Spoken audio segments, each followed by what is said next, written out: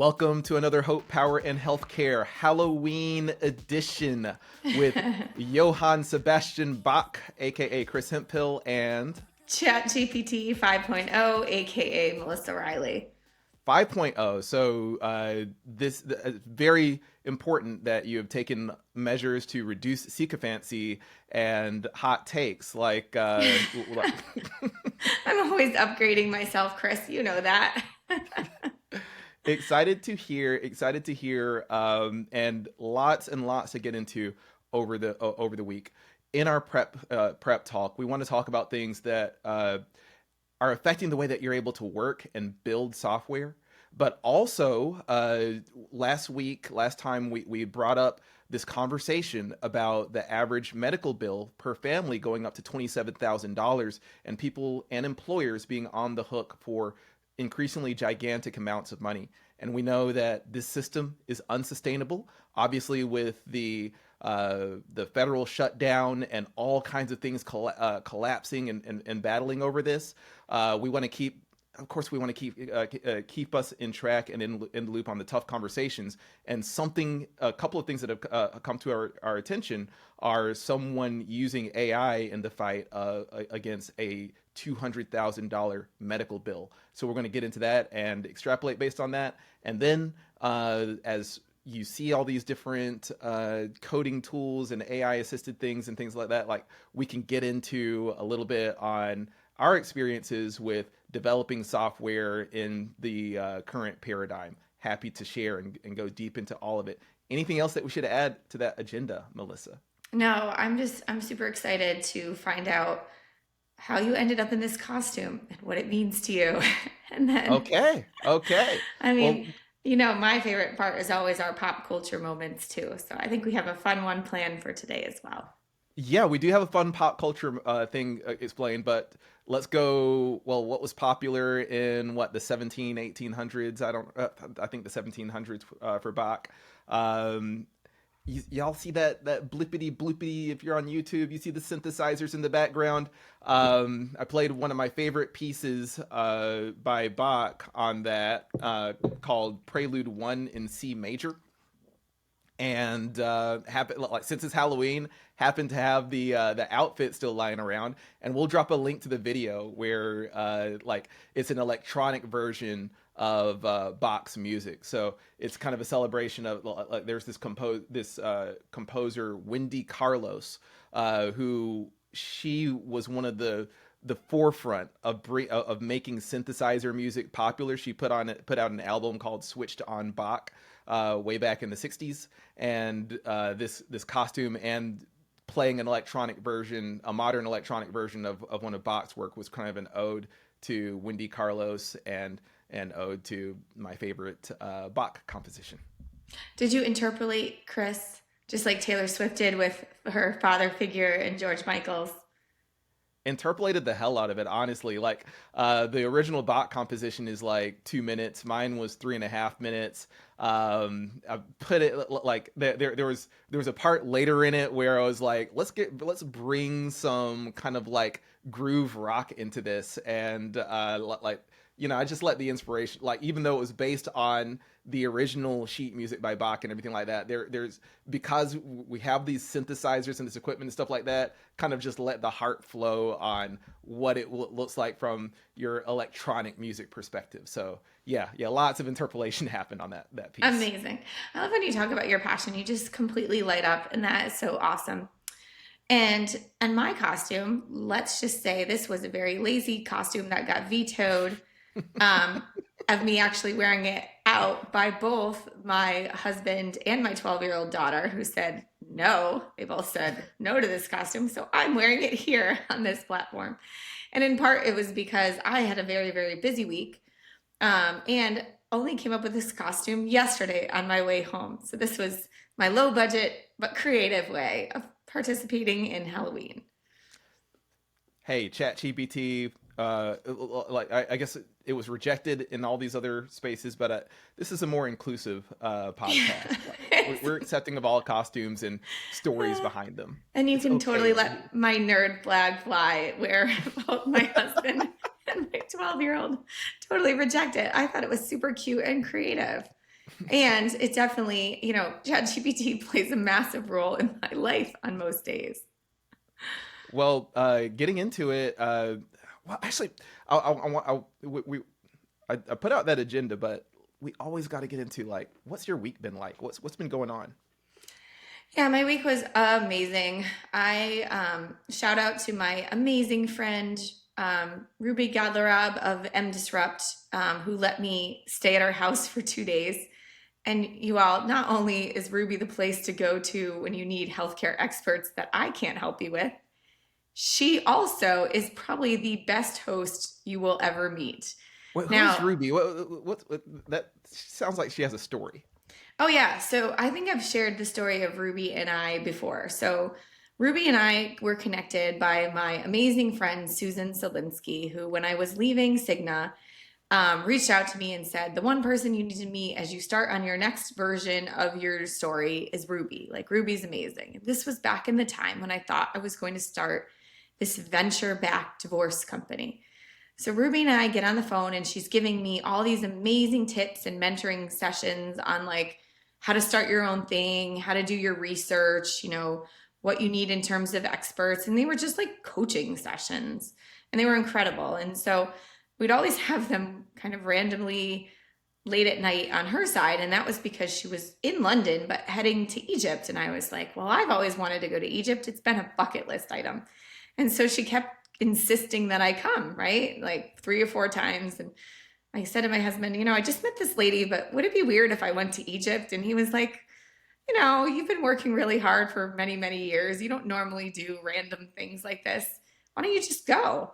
So, Chris, I went to Egypt for her vow No renewal. way. Yeah. And like I said, just like how she hosted me at her home, like, everything was beautiful down to like the armored guard ride to the pyramids where we celebrated her vow renewal and the sunset sail. Everyone knows I love a good sunset sail down the Nile River. Like, nobody does that, right? So you just don't get to find yourself on a barge like Cleopatra floating down the Nile.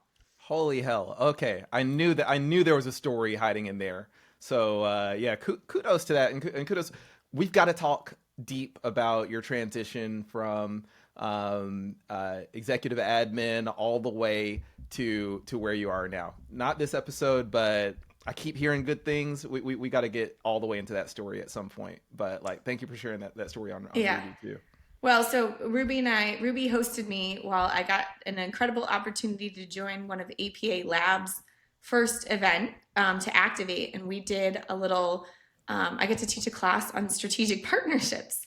Chris, you know Incredible. how you know how much I love talking about strategic partnerships. And so incredible people there, our friends David Cooper, Donish from Grey Matter, Dr. Jessica Jackson, I got to meet in person, the Awesome. incomparable Dylan Ross, like just, like it's such great, it was just a great event. And really, I love the focus on like doing activation. There were a lot of clinicians in the room. And of course, I was the only payer person. And the Oh. lady at the end was like, well, payers need a little bit more than a month to be able to clear their schedule and get through all the approvals. And I was like, well, the good thing I am no longer working there, so no one has to approve my speaking. What they say payers need more than a month. So the concept was conceived not too long ago, and they said let's just make it happen really fast. Is that how that came together? Yeah, that's kind of what I missed a little bit of the intro. They had reached out to me like only a few weeks ago to see if I would participate. So I was imagining it like came up rather a little bit quickly, I guess. But it was incredible. I mean, very much more like not just talking heads, but like moments to actually work in groups. So we had a group of maybe like 15, 16 people signed up for strategic partnerships. And I mean, I'm sure I probably handed over at least 10 to 20 grand of like free consulting, just in terms of like how to execute on a strategic partnership.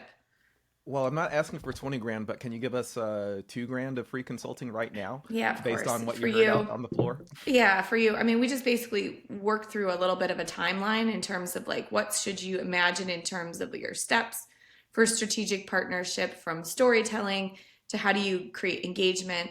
We covered a little bit around making that actuarial argument that you and I spend a lot of time on. And the only thing I regret that I really didn't get into as much as we could is the balance of trade, the gives and the gets between the two sides.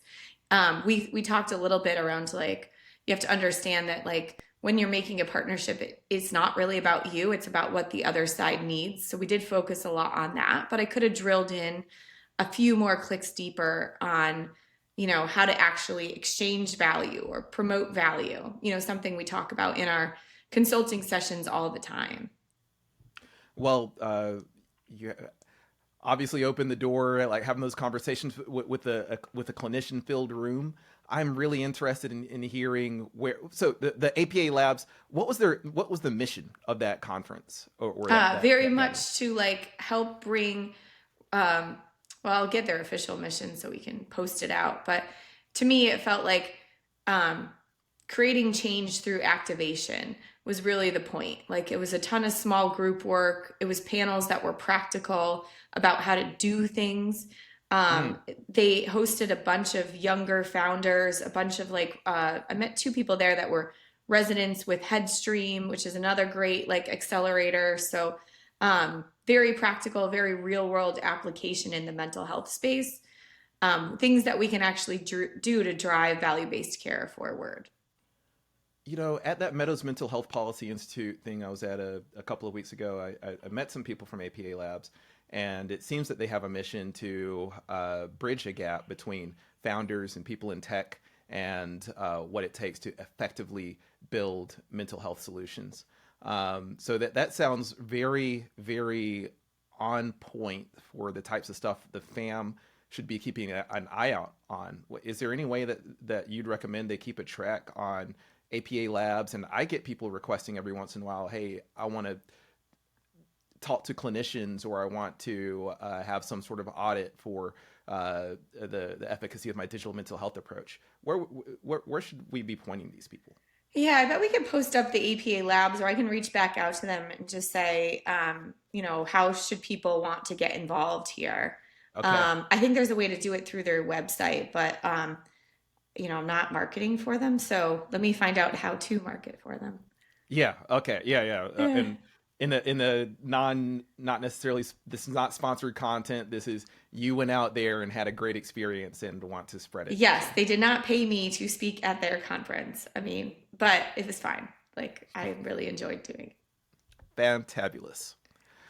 What about you? Um, What oh, did you do all week, Chris? on my end, I was on the ground. I'm on the ground. Like I actually wanted to go to the APA Labs. I know. Did we give you FOMO? We totally gave you FOMO.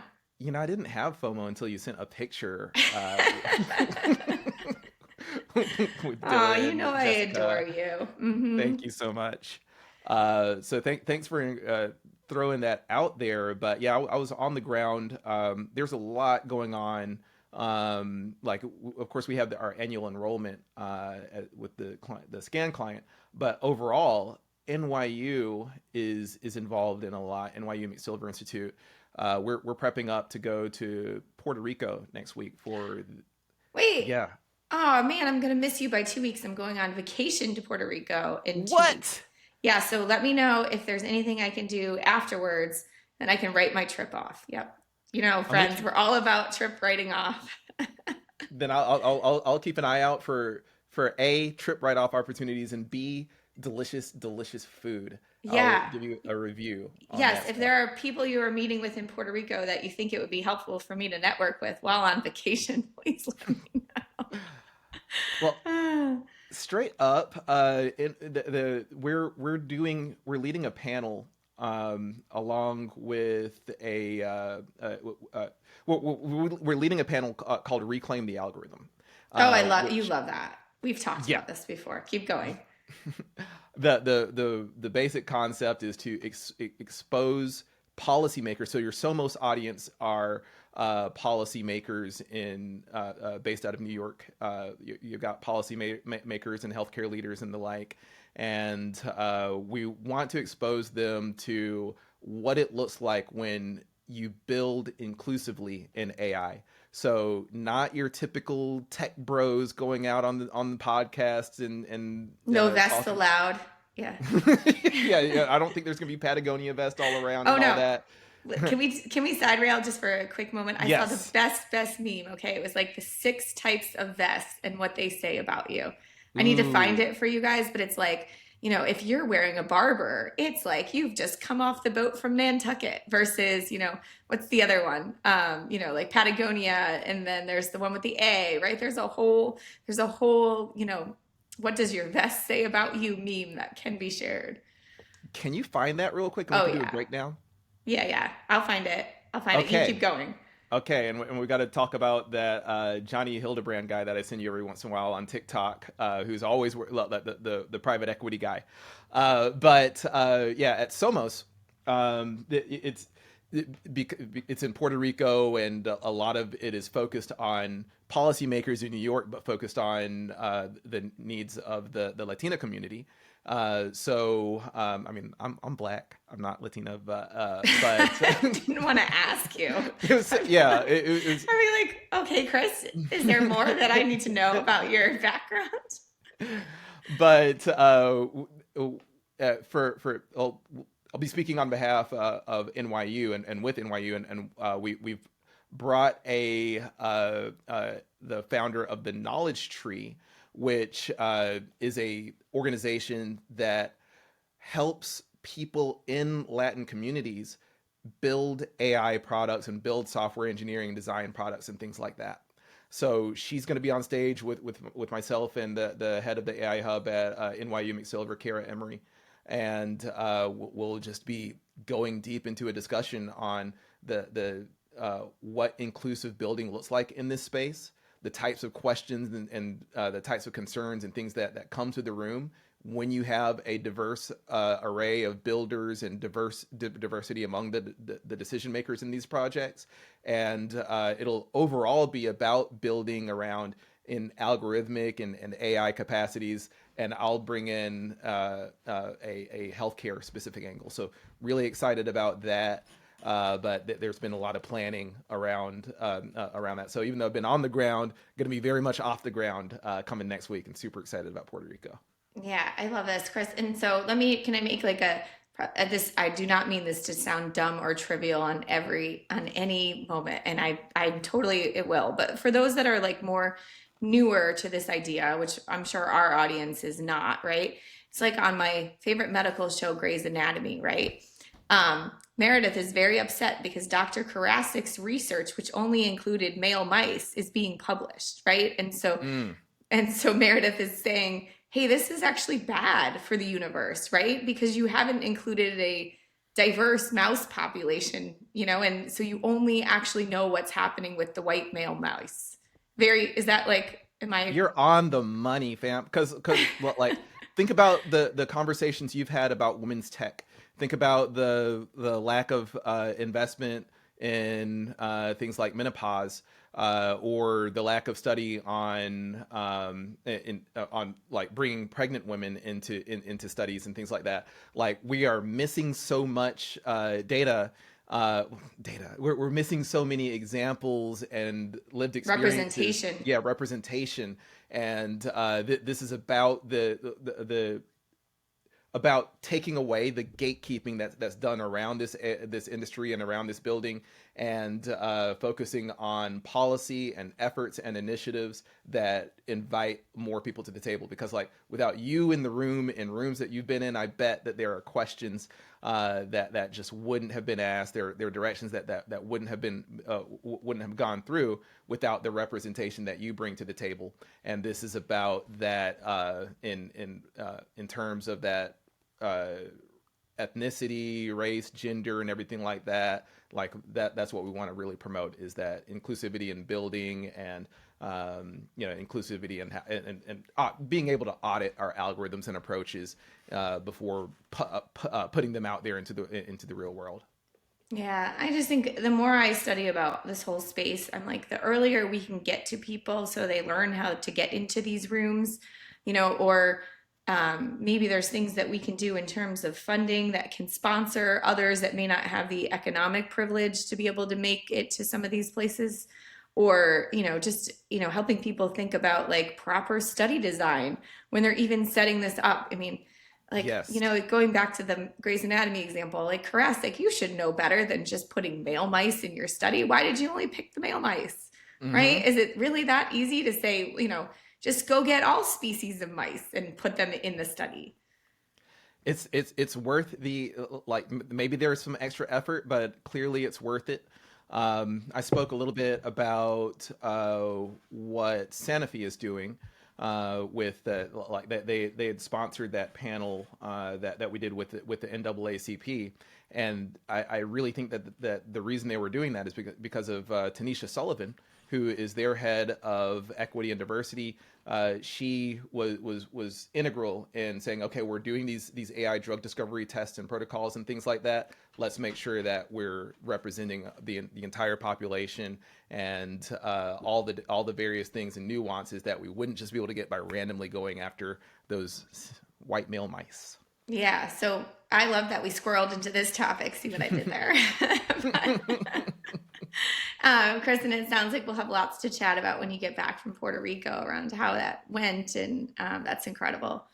Um, okay, can we go to our topic of the episode in terms of? I have so many questions. I mean, I think if you could help us tee up the article, I'd love to make it like a little bit real because I have just heard again and again, like it's been probably three founders just randomly talking about their new way that they're able to bring down their engineering costs with this thing called vibe coding. And I nodded along. I'm like, yeah, vibe coding, that sounds so great. I did not fully chat GPT this idea of vibe coding and understand how it's done in actuality. So I just would love to learn from you a little bit, Chris, here on like, what's your not so hot take on this area and what should our founders be doing to vibe code the cost out of their products? Let's start here. So vibe coding. Vibe coding is simply say taking an LLM. Like you want to build a product and you're saying Jesus take the wheel, but you're saying LLM take the wheel instead, basically. So I'm dying. Okay. so the I hand my coding to the algorithm and I say, pretend you are like the best engineer from OpenAI, Claude, wherever. And I just say, pretty hack much away at my product. pretty much, and I think that there are good approaches to it, and I think there are dumb and bad approaches to it, and I will get into all of the above. There is a prominent AI researcher named Andrej Karpathy who coined the term last year, earlier this year, I don't know. But it was just this idea that he said, hey, the next most important programming language is English, and he talked about the kind of going kind of soup to nuts, like using using a an LLM to develop the code for for an entire system. There are platforms like Lovable and Replit and others that are continually coming out that let people rapidly build out vibe coded prototypes and things like that. And Oh, I oh, saw this. Okay, so like everyone knows like I don't really talk about stealth. I try not to, even though others try to talk about it for me. And so like I could build Stealth's website on Lovable using a vibe code, right? Like, could a founder start with their website? I mean, if they don't want to turn over their whole product, could they just vibe code their website, technically right? they could, but I'm going to go into the good, the bad, and the vibes. Okay. Um, so you, I have. I was talking to a founder, and here's what I like about vibe coding: is if you're not an expert programmer, like if this isn't necessarily your background, then your tools to like visualize a concept and understand how things might work and play with each other and interact with each other, you might have been limited to PowerPoint, Google Slides, and for the ones that are froggy out there, Figma, and things like Canva I as like well. So Figma. Now but I find everyone's on Canva now, Chris. All the cool kids are Canvaing. yeah, well, thank you for that compliment. So for prototyping and everything like that, it was a process that was like divorced from what the a code system might actually look like. From a founder perspective, I like if they're non-technical people, like what I saw when like a company that I was working at allowed people to like just vibe code their prototypes. It allowed people who didn't have that programming background to at least come up with something that was clickable and showed what their overall idea was. So I think it's good to use something like that. Like if you're not an expert, you're very much not at the level where you're gonna go into vibe coding platform of choice, be it Cursor, Replit, or what have you. You're not gonna go there and come up with something that is production ready, stable, performant, accurate, and things like that. But I wouldn't put that as today's goal. I would put it as like there's a concept that was very difficult for me in the past to like express or explain, etc. Now I have a way that is much more interactive that lets me get to visualizing it faster within, let's call it 7 or 8 hours versus not being able to do it at all. So there's a door. It's something that opens the door, and I really encourage you to play with one of these platforms, especially with your comfort with LLMs.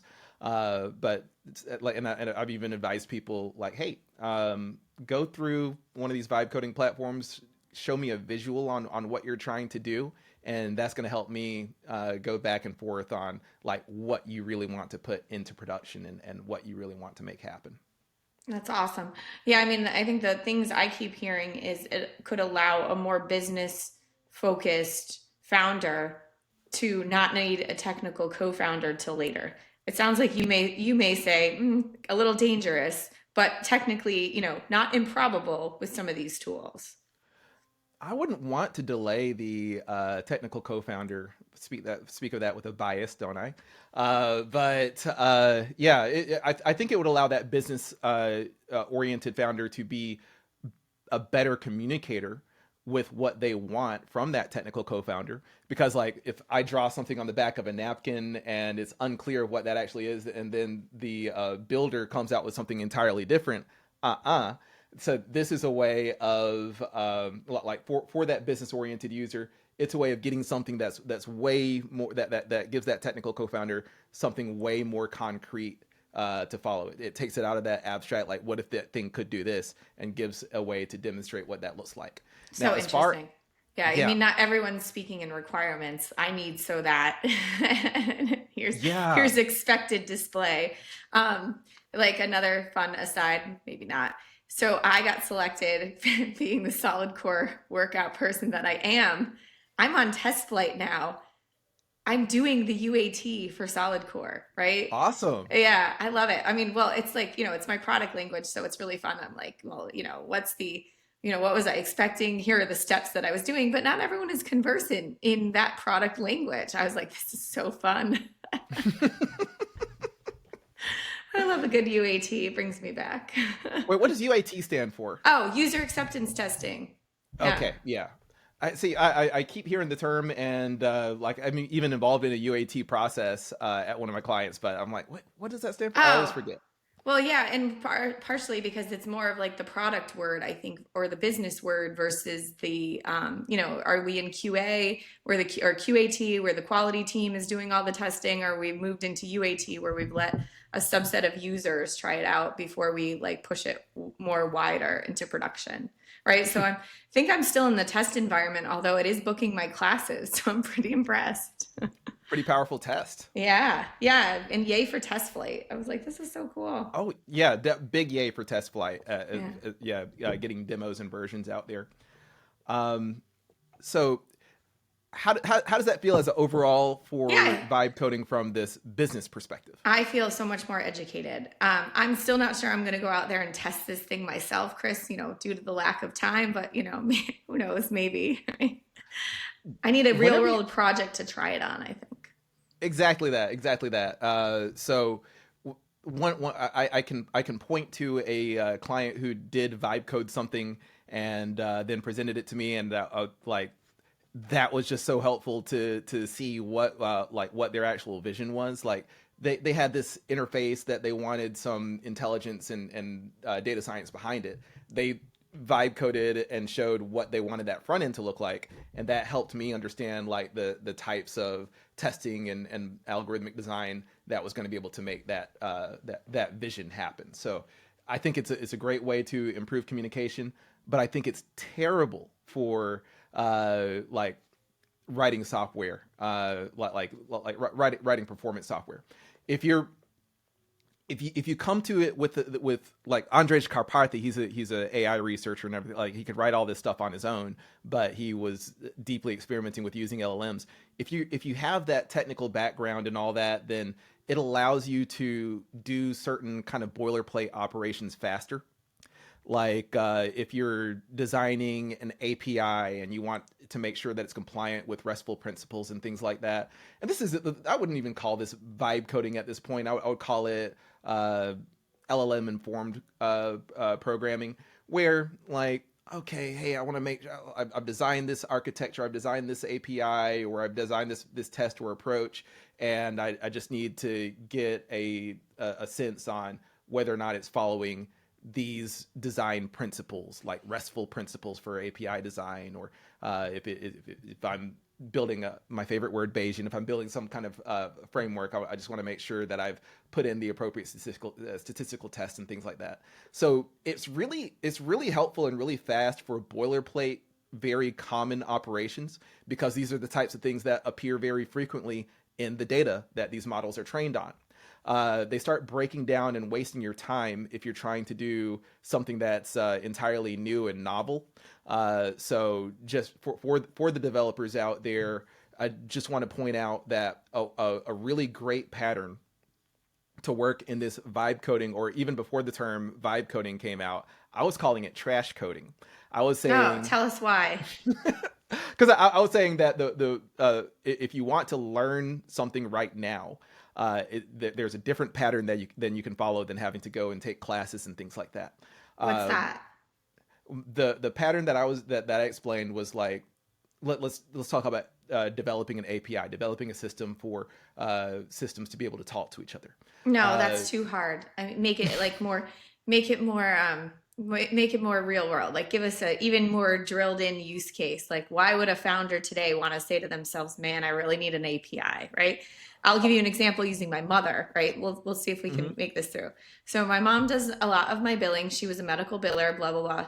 She now is on. She uses Mr. Chat. She calls him, Chat GPT, and she wants Mr. Chat to do, I think, what you want to do, what you have done for your billing, right? So she can just, um, she sent me the notes from her Chat GPT, which basically says Chat GPT cannot go all the way to put your entries in QuickBooks, but it can give you advice on how to do your entries, and then you just have to do it yourself, right? So what if my mom wanted to, get a list of what the bills are and then make it go into QuickBooks? What would she use to code that? So let's see that perspective, like building out a system to do something locally on her computer. I mean, if she's doing something that's not like touching anybody else, and she has a way of verifying whether or not there's harms to it, like I don't know, like you can, if you're not building something for production level software, then I don't care what you do. Like you can go and ask the system, "Hey, how would I build this?" And even a good friend of mine uh, told me that his wife, a good friend of mine who's a data scientist, told me that his wife was saying like, "Hey, how do I put this into GitHub, which is like this code repository platform?" He was like, "What, GitHub? You don't code. What are you talking about?" And she had been vibe coding, and it was advising her to do that. So if she wants to get comfortable and play around in like asking this system, "Hey, write me a script to do this," and yada yada yada, I say have fun all day. Go on like my only advice would be to use Claude instead of ChatGPT for a task like that, just because it's just way more like the answers that it gives. I find are much Better. better and more usable. From that perspective. Yeah, I do think there's a bunch of people out there that like would like to use bots that are not programmers that need some basic steps on how to do it, right? And you're starting to see this divide of people that like are using ChatGPT in the way we used Google, right? Hmm. Just Googling things or doing research. And then there's those that are like making it do the work, right? And I think crossing that divide into making it do the work is a little bit more scary, harder if you're not versed in programming. Yeah, yeah. 'Cause, like again, it's not gonna be a like if you're going from zero to vibes. The pattern that I've seen is people get into it and they spend some time building out a system and everything like that, but then something fails and it just becomes too frustrating to keep working with because they don't have that baseline knowledge to get over the humps that come along the way. But I still encourage it anyway. Just like if you're trying to actually get something done, just to give it a try and kind of feel out like what's going on, and maybe it gets a little empathy for the builders out there and the challenges that they go through. For Um, sure. For yeah, sure. yeah, Chris, can you take us into okay, a little bit of like so the article you pulled, which we'll share out, like it wasn't perfectly on vibe coding. Can you talk a little bit about like, what we read, how that impacted you, and maybe is there that connection? I think there's a loose connection to this idea of vibe coding for sure, you know? Wait, which article? What were we? Oh, sorry, you can edit that. Um, just what we started with on the cost, the Oh, billings okay. billings race covered by stat, right? Or the Ooh, AI used in the battle with the health system, right? So like that is a great example of someone that said, "Hey, I'm going to use AI to solve a practical, real world problem, big, scary problem, which is my bill." Like, so talk us through yeah. how they use that. It's a great use case. Yeah, let's get into that. Now, I'm gonna say like this. I would call this a topic switch because well, actually, let me do this real quick. I want Yeah, to actually do explain like this API concept, yeah, just for the technical listeners out there. yes. Uh, okay, great. So a pattern in like learning how to in learning how to do something well, and this is for people that want to build like systems for communicating with each other or any it applies to anything that you're doing from like like learning a new coding paradigm perspective. The first thing to do is to put the LLMs and all that stuff aside, like ignore all that stuff and go to the documentation for the thing you're trying to learn. And the thing I'll give an example of is this platform called Fast API, which is a Python-based platform for building out these systems for computers to talk Right. to each And other. Python is a programming language for our non-technical folks, right? Yes. So you have this programming language and you've got this baseline of skill, but you're like, I want to learn how to do something that's going to add a lot of value for my clients. I want to make sure that I'm doing it and performant and doing it in the right way. Well, put the LLMs aside and go to the documentation, like the documentation on things like Fast API, Astro, and all these other it's just so much better written and so much more accessible than it was 10 years ago. So you go into that documentation and you just go through their tutorials and learn the thing like by hand, learn like the ins and outs and the structures, and give yourself a like 2-3 weeks to be able to plow through whatever course that they have. And once you've done that, you're not an expert, but you've got the fundamentals in play. And when you have the fundamentals in play, it makes you that much better when you're asking an LLM the right things and the right questions on what to do. Because like when you bring personal expertise to the table, and this applies to anything. This applies to what we're going to talk about in terms of medical costs too. The more expertise that you bring to the table alongside that chatbot, the better you're able to find out when it's hallucinating, when it's Correct. telling you something that's not going to work, and then you course correct based on that. Yeah. So I just wanted to put that out as the fundamental of like learn that thing really deeply first. And I wouldn't call you an expert because you haven't like put it out in production yet, but like having that baseline knowledge plus the LLM helps you put it out in a way that's going to be effective. Yeah. I'm trying to even like make that a click more real, right? So like um I've never coded in Python. I've coded in SQL barely, Ooh. as a BA, like I don't even think I could do it well now, right? But it might be very daunting to someone to go and have to learn a whole language. But like, what would be the use case? Let's say they wanted to get started. What would draw me a picture of a girl? Like, what would be the easiest way to get started? Like, a lot of times people need something practical. Like, what are they going to use the Python for, Chris? Well, actually, I was really talking to people that have that baseline Python knowledge for, but for people that want to start in at learning Python in general, the like why would you want to do that?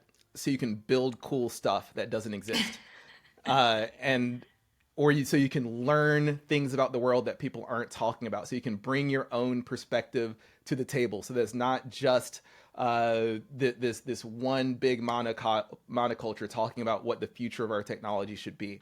So when it comes to even the applications that people want to build and bring to stealth and things like that, it's just about the type of change that you want to make in the world. So that's my Yeah. encouragement to picking up a programming language for people that want to build that kind of stuff out there. So like I would say like there's like business focused founders who have an idea of how to do things. And a lot of times what I see them doing is outsourcing their tech. Like they call somebody else to make their first prototype. Are you kind of saying in this world, Chris, founders could, in theory, make their own first prototype? I mean, yeah, yeah. Yeah. Like it depends on what the prototype needs to do. Like if it just needs to be something that demonstrates possible functionality, then That's usually what you need to like, sell, you can do that on the alpha, right? Like like you can do it with a Figma, you can do it with a pitch deck. It's better with like give me the demo, right? And I've seen ooh. people sell on vaporware and I've seen others sell on like an actual working prototype.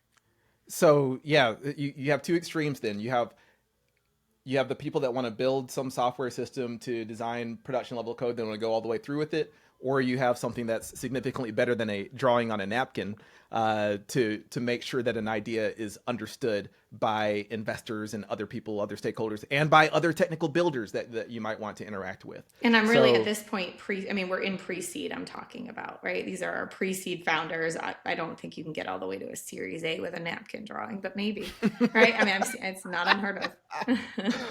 yeah, maybe the founder of WeWork can Yeah. do that, but Yeah. not. Not in this environment, but nonetheless. Okay. I've definitely scrolled us, but thank you.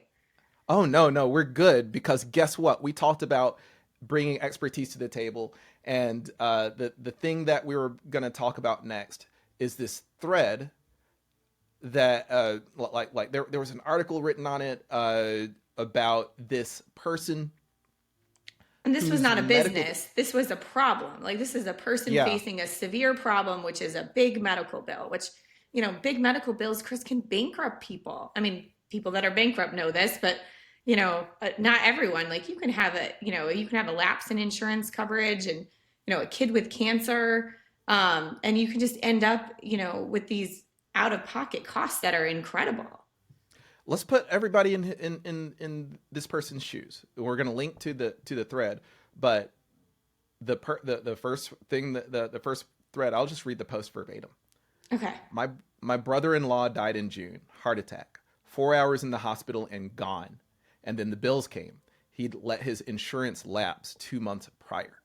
Bills were a few $1,000s here for the cardiologist, another few thousand for ER docs, a bit for the radiologist. I helped my sister-in-law negotiate these down, but they weren't backbreakers. Then the hospital bill came, $195,000. Here's the story behind that.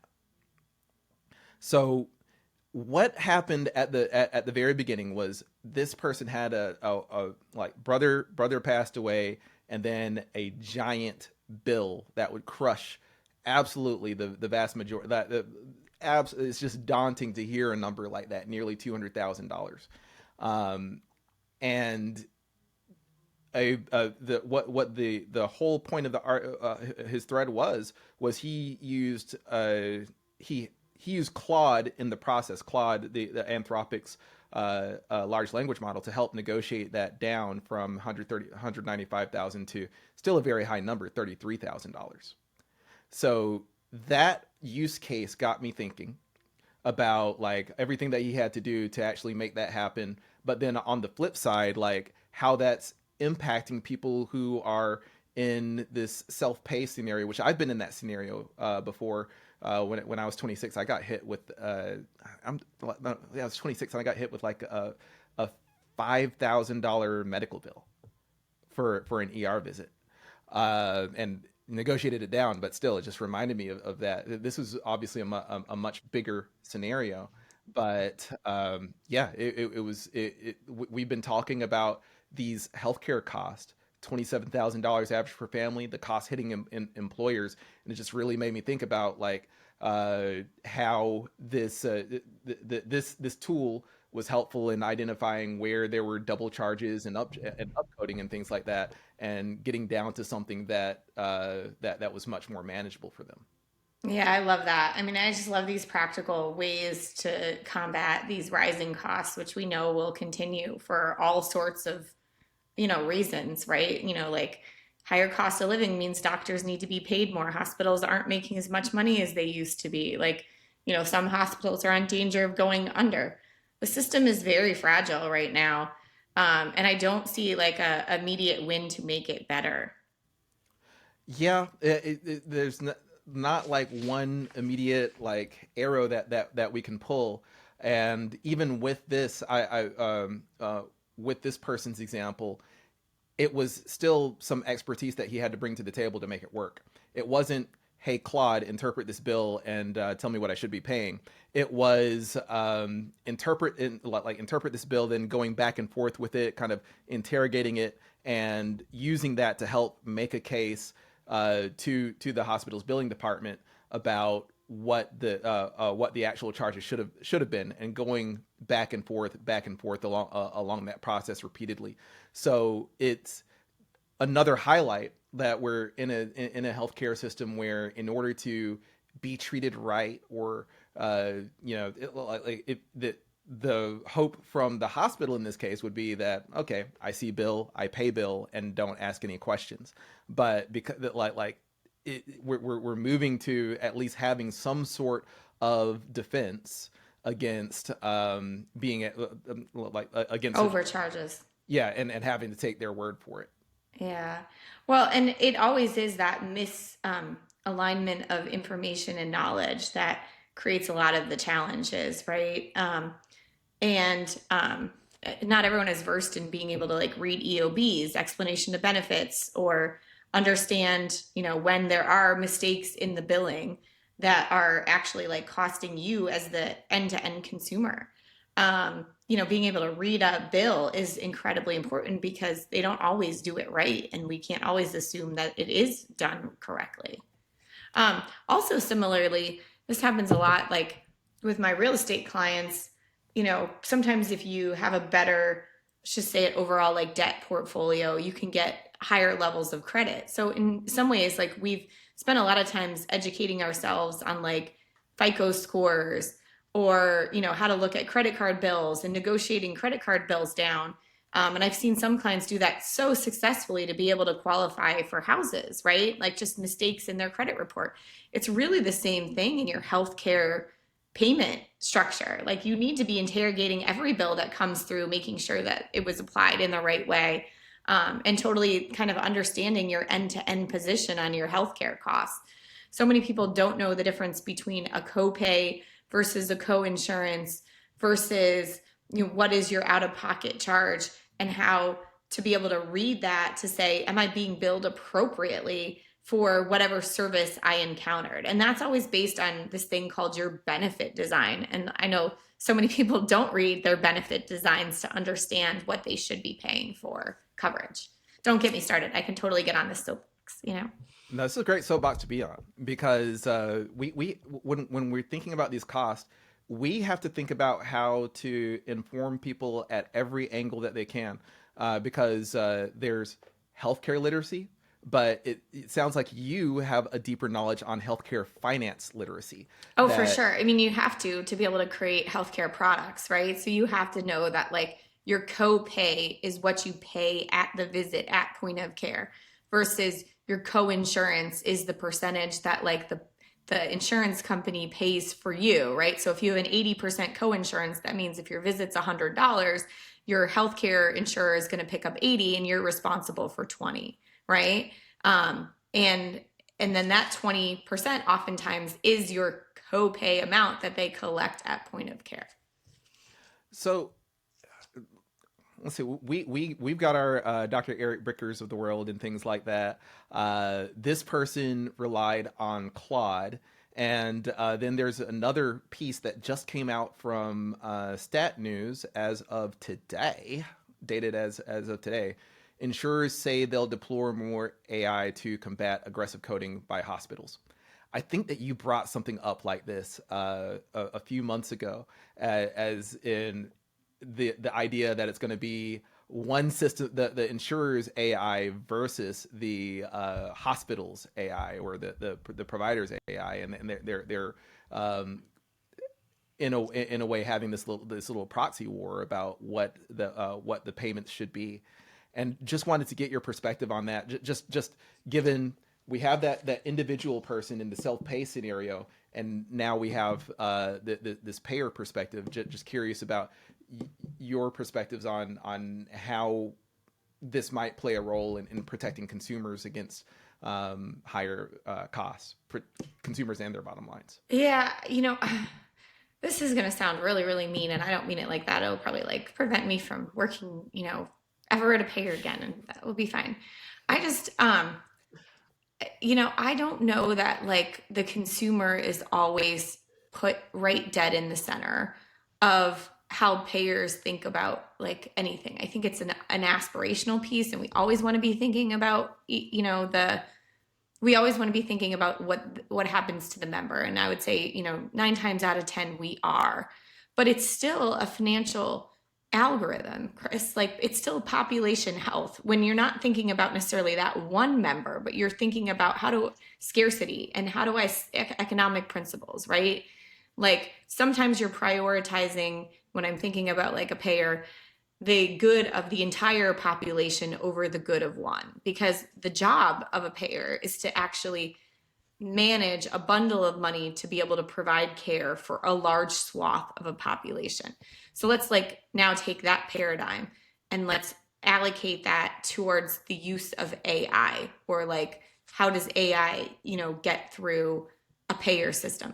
I think part of the reason why we don't see AI so pervasively used by a payer is because we can't verify the veracity or the application of the AI to the large population. So this idea, because the AI can hallucinate, because the algorithm can't be always explained, it doesn't become quote unquote safe to be able to deploy it across a broad swath of a population. And so I almost feel like we're a little bit in stalemate in this arms race where we're feeling very comfortable as a payer to automate the administrative processes, like where, there isn't risk to someone's health or harm. But the places where we can't see what's actually happening to the individual member on a population level, we're saying, hold on, slow down. Like, I'm not ready to proceed further. Is that helpful? Is that kind of where you wanted me to take it? I can go a different direction if needed. Well, hey, what we're doing is just little by little framing up the reality of the scenario. And the reason I even brought up the thread and then the article is because someone in our Discord brought up that threads post, and he's actually looking for any kind of partnership that might be able to help from a consumer perspective, like the same type of battle that the individual from the threads launched and was able to successfully reduce costs, like identify like any kind of strategy or appropriate help or thinking down a path to make something available to help with consumer costs. So we're we're having to think out in the open. We don't have the problem solved today, but we just have to keep talking about it and keep getting ideas out there and getting responses and things like Well, that. and I just do think that more important than ever are these co-create sessions where like the people protecting and holding the risk need to talk to the people that are the gamblers, the risk takers, and the innovators to say like, all right, like can we meet on the middle on any piece, right? But if we each sit in our silos and don't talk to each other, it's not going to move forward. Like we need a little bit of the risk taking to happen. And I gotta say, I'm not trying to promote my client or anything, so I'm not going to mention their name in this. But there's a bit of hope in there where payers are looking at their prior authorization requirements. They're looking at various things that are making life harder for clinicians, and they're coming to the table like, hey, I mean, what if it is from a competitive perspective? What if they are doing it to acquire more market share? Like however the cookie crumbles, like if the competitive natures are forcing them to look at and revise these processes for the better, that there are some of these conversations happening. So There, well, for sure. I mean, a little bit tangential as always, but we saw Cigna take a huge hit this week. A $52 drop in share price because we basically said we're going to make our PBM more transparent. Well, mm, not a direct use of AI, right? This is a change in strategy, a change in discourse that actually, in theory, should make life easier and better for the members because there's not like hidden rebates happening across the ecosystem, right? So, um, for whatever reason they chose to embark on that strategy, it's happening, right? And it's like kind of changing the paradigm that's out there. In theory, this should be better for the member, but look what happened to the share price. so the market looked at that and said, transparent, but You will lose money as a company, therefore I don't want to bet on you as a company as much as I would anymore. I think right now you'll lose, relative to others because you're being more transparent, right? Stock took a hit, right? That's that misaligned incentive. They did something good for the consumer, go Cigna, mm-hmm. for whichever reason. There may not have always been happy, heartful reasons why they did that. And their stock price tanked uh, and you said it tanked by 52%. $52. $52. Okay, Yeah, it's but different it than was a percent. pretty Okay. large percentage. We'll pull the article for next time. We can unpack it. I am not a self-professed drug benefit or pharmacy benefit expert, so I'm a little, I'm not as conversant in the pharmacy benefits as I can around the medical benefits with the co-pays and the co-insurance. But what I do know is that they changed the way they pledged to go price transparent, which means they're not going to hide rebates that they may pay to manufacturers and others in the way that happens in a PBM today. And market responded and said, as a business idea, we don't think that was a solid one. Good for member, bad for your business. Let them lead for their members and all that, because they know something about their business that those investors don't. And when we see things like Mark Cuban's Cost Plus, which did you get a selfie with Mark Cuban at Health? I saw some Mark Cuban's. Where's he? Okay, all good, all good. It was And not I do have to me. It was not me. I do like Mark Cuban, but yeah, I did not find him him to take the selfie.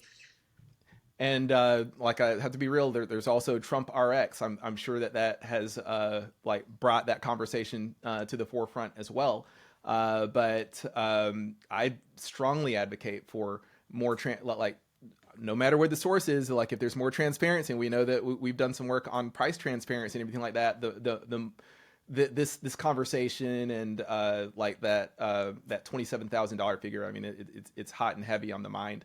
Of I also, everybody. Yeah, I mean, yeah, it's just more you have to budget for. So, if it reduces cost to members in some way, shape, or form, I'm a fan. I want to throw out here too. And again, y'all, like I am suggesting some readings by people that are part of the current administration, but it's Dr. Marty McCary. He wrote a book back in 2020, I believe, called "The Price We Pay," which is about him going to a hospital CEO and asking him what the price of a certain procedure was within the hospital, and the CEO's guess was $15,000 off. So it's a deep dive into the billing practices and like how it's extremely punishing to consumers, and some of the work that has been done to hold them to task. And it's not 100% doom and gloom. It also highlights the examples of organizations that are operating at a high quality, but also very focused on their cost concerns. So to the fam, I would recommend picking up that book just to get a really nice, deep understanding of where these pricing and billing issues play out, how the legal system's involved, and the types of people and types of behaviors that are doing it right, as that thoughtful contribution to whatever solution you're trying to build to help address costs. Yeah, I think there's the tip of the day is interrogate your bill, right? Like start to Mm-hmm. become conversant in the same way you are with your credit card statement.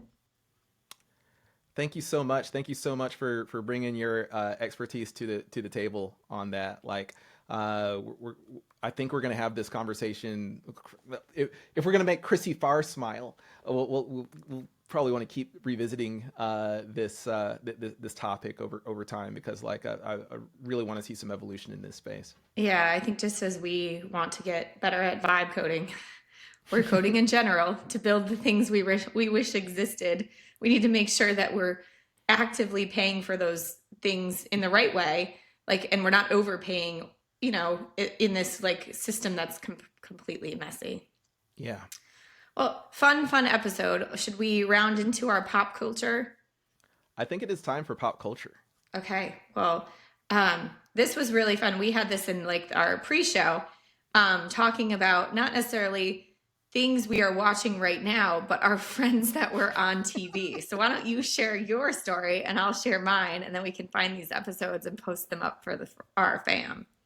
Well, I want to say shout out to my best friend since like 2005, 2006 ish, Steve Gaudet.